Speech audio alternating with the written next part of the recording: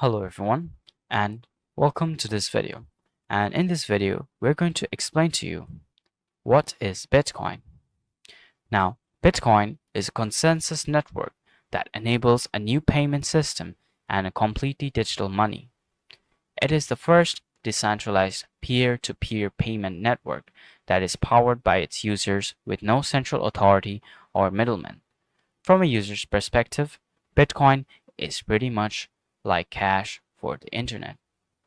Bitcoin can also be seen as the most prominent triple-entry bookkeeping system in existence. Now, who created Bitcoin? Bitcoin is the first implementation of a concept called cryptocurrency, which was first described in 1998 by Wei Dai on the cypherpunks mailing list, suggesting the idea of a new form of money that uses cryptography to control its creation and transactions, rather than a neutral central authority. The first Bitcoin specification and proof of concept was published in 2009 in the cryptographic mailing list by Satoshi Nakamoto. Satoshi left the project in late 2010 without revealing much about himself. The community was since grown exponentially, with many developers working on Bitcoin. Satoshi's anonymity often raised unjustified concerns, many of which are linked to misunderstanding the open source nature of Bitcoin. The protocol or Bitcoin protocol and software are published openly, and any developer around the world can review the code or make their own modified version of the Bitcoin software. Just like current developers, Satoshi's influence was limited to the changes he made being adopted by others and therefore did not control Bitcoin. As such, the identity of Bitcoin's inventor is probably as relevant today as the identity of the person who invented the paper. Now, who controls the Bitcoin network?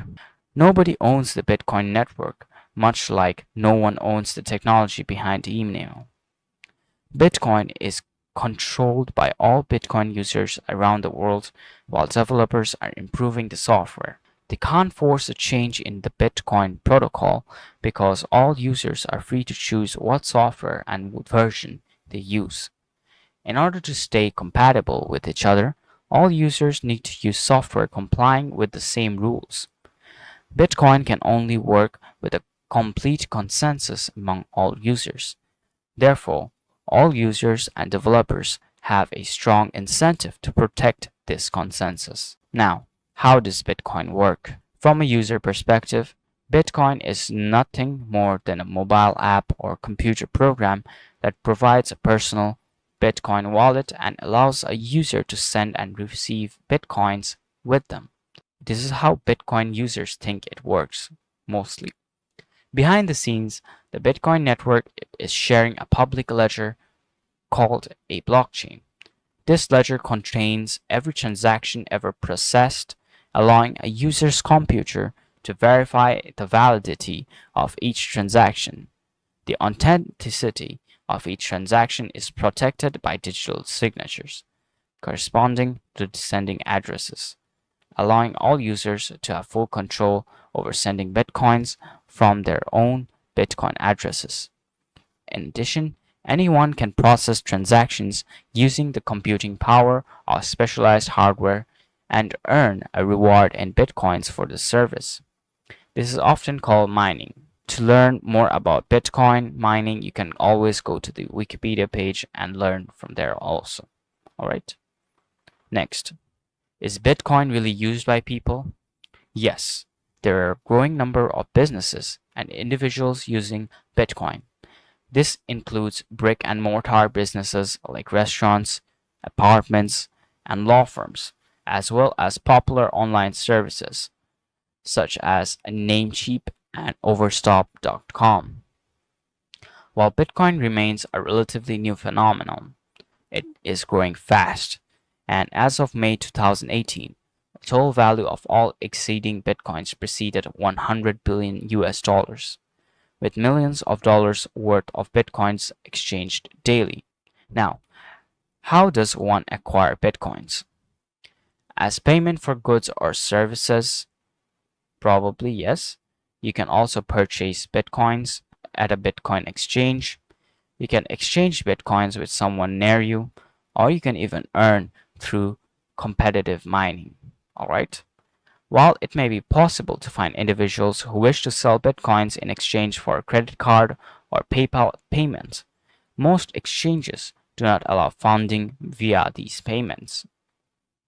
This is due to cases where someone buys Bitcoins with PayPal and then reverses half of their transaction. This is commonly referred to as a chargeback. Now, how difficult is it to make a Bitcoin payment? Bitcoin payments are easier to make than debit or credit card purchases and can be received without a non-merchant account. Payments are made from a wallet application, either from your computer or smartphone, it's your preference, by entering the recipient's address, the payment amount, and pressing send. To make it easier to enter the recipient address, many wallets can obtain the addresses by scanning a QR code or touching two phones together with NFC technology. Now, what are the advantages of using Bitcoin? First one is the payment freedom. It is possible to send and receive Bitcoins anywhere in the world at any time. No bank holidays, no borders, no bureaucracy. Bitcoin allows its users to be in full control of their money. Number two, choose your own fees. There's no fee to receive Bitcoins. Many wallets allow you to control how large a fee to pay when spending. Higher fees can encourage faster confirmation of your transactions. Fees are unrelated to the amount transferred, so it's possible to send 100,000 bitcoins for the same fee it costs to send 1 bitcoin. Additionally, merchant processors exist to assist merchants in proceeding transactions or processing transactions, converting bitcoins to fiat currency, and depositing funds directly into merchants' bank accounts daily. As these services are based on Bitcoin, they can be offered for much lower fees than with PayPal or credit card networks. Next, we have fewer risks for merchants in number 3. Bitcoin transactions are secure, irreversible, and do not contain customers' sensitive or personal information. This protects merchants from losses caused by fraud or fraudulent chargebacks. There is no need for PCI compliance. Merchants can easily expand to new markets where either credit cards are not available or fraud rates are unacceptably high. The net results are lower fees, large markets, and fewer administrative costs. The fourth one is security and control. Bitcoin users are in full control of their transactions. It is impossible for merchants to force unwanted Bitcoin payments methods. Okay? Bitcoin payments can be made without personal information tied to the transaction. This offers strong protection against identity theft. Bitcoin users can also use their money with backup and encryption. After security and control, we have transparent and neutral. All information concerning the Bitcoin money supply itself is readily available on the blockchain for anybody to verify and use in real time. No individual or organization can control or manipulate the Bitcoin protocol because it is cryptographically secure. This allows the core of Bitcoin to be trusted for being used completely neutral, transparent, and predictable. Okay, so now I've already told you all the advantages. Let's go forward and tell you all the disadvantages of Bitcoin. What are the disadvantages of Bitcoin? First, we have degree of acceptance. Many people are still unaware of Bitcoin. Every day, more businesses accept Bitcoins because they want the advantages of doing so, but the list remains small and still needs to grow in order to benefit from network effects. Volatility. The total value of Bitcoins in circulation and the number of businesses using Bitcoins is still very small compared to what they could be. Therefore, relatively small events, traders, or businesses' activities can significantly affect the price. In theory, this volatility will decrease as Bitcoin markets and technology matures. Never before has the world seen a startup currency, so it is truly difficult and exciting to imagine how it will play out. Ongoing development. Bitcoin software is still in beta and with many incomplete features in active development. New tools, features, and services are being developed to make Bitcoin more secure and accessible for the masses. Some of these are still not ready for everyone. Most Bitcoin businesses are new and still offering no insurance. In general, Bitcoin is still in the process of maturing. Now, why do people trust Bitcoin? Most of the trust in Bitcoin comes from the fact that it requires no trust at all. It is fully open source and decentralized. This means that anyone has access to entire code at a time. Any developer in the world can therefore verify exactly how Bitcoin works. All transactions and Bitcoins issued into existence can be transparently consulted in real time by anyone. All payments can be made without reliance on a third party, and the whole system is protected by heavily peer-reviewed cryptographic algorithms like those used for online banking. No organization or individual can control Bitcoin. The network remains secure even if not all of its users can be trusted. Now, can I make money with Bitcoin? Or can you make money with Bitcoin? First of all, you should never expect to get rich with Bitcoin or any emerging technology.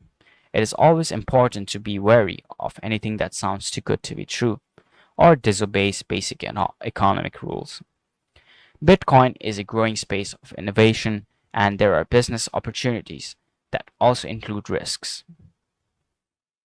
There is no guarantee that Bitcoin will continue to grow even though it has developed a very fast rate so far.